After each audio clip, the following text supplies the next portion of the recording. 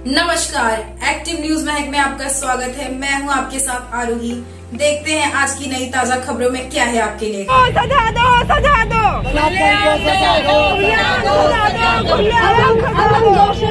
बोलने के लिए मैडम क्या कहना चाहेंगे जो आंदोलन प्रोटेस्ट ने आज जो प्रोटेस्ट कर रहे हैं वो कलकत्ता में जो घटना हो गई डॉक्टर के बारे में वो बहुत निंदनीय है।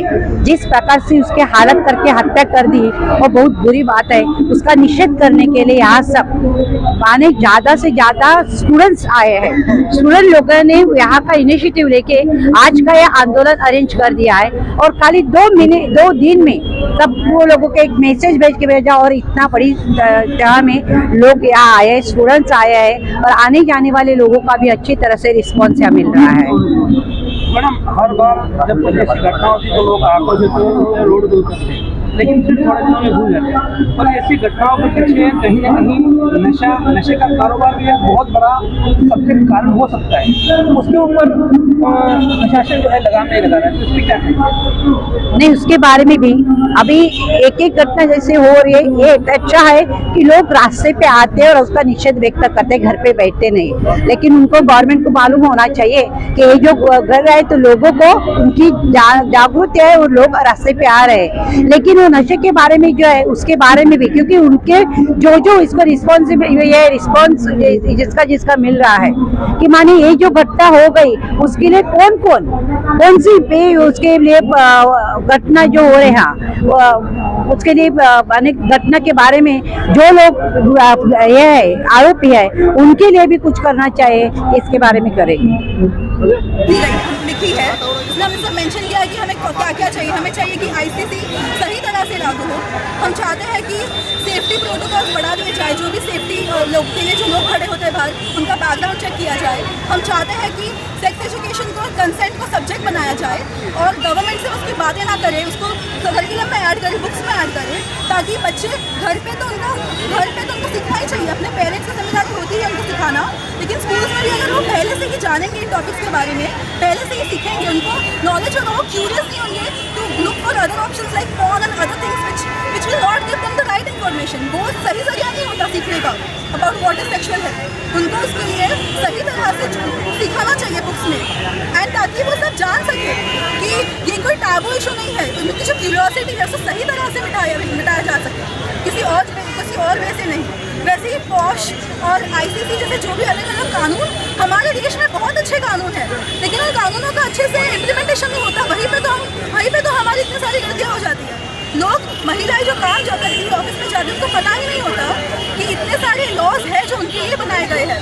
बहुत सारे ऑफिस में आईसीसी होगा, इम्प्लीमेंटेड किया गया होगा, ऐसा नहीं कि कहीं पर भी नहीं है, लेकिन मेजॉरिटी जगहों पे आईसीसी का इम्प्लीमेंटेशन नहीं किया गया।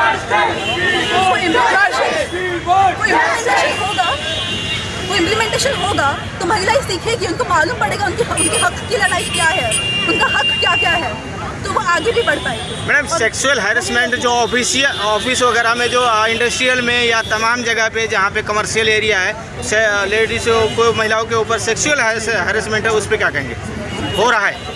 सेक्सुअल हरासमेंट ये एक बहुत ही कॉम्प्लेक्स इशू है। हमें लगता है कि किसी एक ने हरास कर लिया और वो मुद्दा खत्म हो गया। वो एक जिसने हरास किया है उसके पीछे उसने क्यों किया है, बहुत सारी वो उसकी अपब्रिंगिंग कैसी है। I think it goes deep down not only to that person but उसकी अपब्रिंगिंग कैसी है, उसको क्या वो कहाँ से आता है, क्या सोचता है, क्यों किया। और हम सारा का सारा हम हमेशा ये बोलते हैं कि वो औरत ने कपड़े सही से नहीं पहने होंगे, औरत ने कुछ तो किया होगा, उसने छेड़ा होगा उसको पहले, लेकिन वैसे नहीं होता। बहुत सारी चीज़ें हैं जो सिर्फ औरत नहीं करती है, मर्द के परवरिश में भी बहुत सारी फॉल्ट होती है। हम चाहते हैं कि इन मुद्दों को सिर्फ एक नज़रिए से नहीं मल्टीपल पर्सपेक्टिव से देखा जाए और मल्टीपल वे से सॉल्यूशंस के बारे में सोचा जाए। सिर्फ आज प्रोटेस्ट करके हमने जो मेमोरेंडम लाया है, हमारा उद्देश्य ये है कि आप हम साथ में जुड़े, हम इन सबको आगे ले जा सके, पॉलिसी चेंजेस ला सके, ताकि at the end what policies are that matters, क्योंकि हम सबको रूल पॉलिसीज करती है तो हमें उस पर काम करना चाहिए और युवाओं को इसमें आगे की बहुत ज़रूरत है ताकि हम साथ में आगे कर सकें। महिलाओं पर जो अत्याचार किए गए हैं, अभी जैसे निर्भया के टाइम पे 7 दिन लगे थे उन अपराधियों को पकड़ के लाने में, वैसे ही आई थिंक पुलिस भी अपना काम करते होंगे अपने बेस पे, लेकिन उनको भी और ताकत दी जाए, उनको भी और बेस दी जाए, उनको ट्रेनिंग दी जाए इतने अच्छे से, ताकि वो ये जो काम है हम सिर्फ एक को नहीं ठहरा सकते कि उनका अपराध है कि उन्होंने काम नहीं किया। आई थिंक उनकी ट्रेनिंग भी उतनी अच्छे से होनी चाहिए और सब में उतना, I think this is a very overall development that we need in this sector. सिर्फ एक को नहीं पकड़ना है, ओवरऑल सिखाना है, प्लस उनको अच्छी ट्रेनिंग देनी है ताकि ये सब जब हो they can work faster and they can get the people who are involved in the crime sooner. Thank you very much. Madam क्या नाम है? वेदांती चौहान। आज आप सड़क पे आए हो, क्या विषय है? ये जो कोलकाता में हुआ है rape case, it has been so many days now. 9th को हुआ था ये, आज का डेट क्या है? 17th of August, right. 1 week होके गया, देयर इज नो जस्टिस। वो लोग ने रेपिस्ट को ढूंढा भी नहीं है, बस एक को ढूंढा है, but what about him? Justice देगा कौन? और अगर हम लोग पॉलिटिकल पार्टीज को ब्लेम करें तो लोग बोलते पॉलिटिकल मत हो जाओ, but what is the point? PM कौन है? मोदी है। He has not released a statement on this. जो ममता बनर्जी वो वहाँ पे प्रोटेस्ट कर रही है, वो किसके अगेंस्ट प्रोटेस्ट कर रही है? लाइक शी इज खड़ी हो गई तो हम किसके पास न्याय मांगे? She is the dam CM. आपका सीधा ये कहना है कि जो पीएम है उनको भी इस चीज की पड़ी नहीं है, तो जो स्टेट की सीएम है वो भी एक माने में नाटक कर रही है। Yes right, absolutely. और लोग हमें ब्लेम करते हैं कि हम हर बात पे पॉलिटिकल क्यों होते हैं, बट अगर वो पीएम है, इट इज हिज ड्यूटी कि अगर लोग इतने मिलके प्रोटेस्ट करें तो तुम लोग लॉ तो लाओ। और तुम लोग से नहीं हो रहा है ना, वो क्रिमिनल को छोड़ दो पब्लिक में, हम लोग देख लेंगे क्या करना है, हम लोग मारेंगे उसको, चलेगा। आपसे नहीं हो रहा है, मत करो, we are here to do it. इसके पहले मणिपुर में भी ऐसी घटना हुई, महाराष्ट्र में भी हाल ही में 2-3 ऐसे मामले हुए। हर एक बार जब घटनाएं होती तब आवाज उठती, उसके बाद कहीं ना कहीं पब्लिक भी खुद अपने आप में शांत हो जाए। तो हम में सेल्फ कितना जिम्मेदार है? एक बात मैं बोलूं, ये थोड़ा कंट्रोवर्शियल हो जाएगा, बट मैं रेडी हूँ, मैं 10 साल के लिए बोलने रेडी हूँ, बट उसका आउटकम होने वाला है आउटकम। आप बोलो ना, आप बोलोगे ठीक है, आप 10 दिन प्रोटेस्ट करो, 12 दिन प्रोटेस्ट करो, अगर कुछ न्याय ही नहीं है, हम किसकी तरफ प्रोटेस्ट कर रहे हैं? What are we protesting against? What are we protesting for? If there is no law which is supporting us, rapist 12 साल वो निर्भया का केस चला, सब चला, माइनर समझ के छोड़ दिया, उसको छोड़ दिया। वाह, आपने भी जब पब्लिकली स्पीच किया था उसमें आपने बहुत पॉइंट वाली की थी कि कई बार ऐसे मामलों में कई महिलाएं भी है वो भी साजिश करता हो।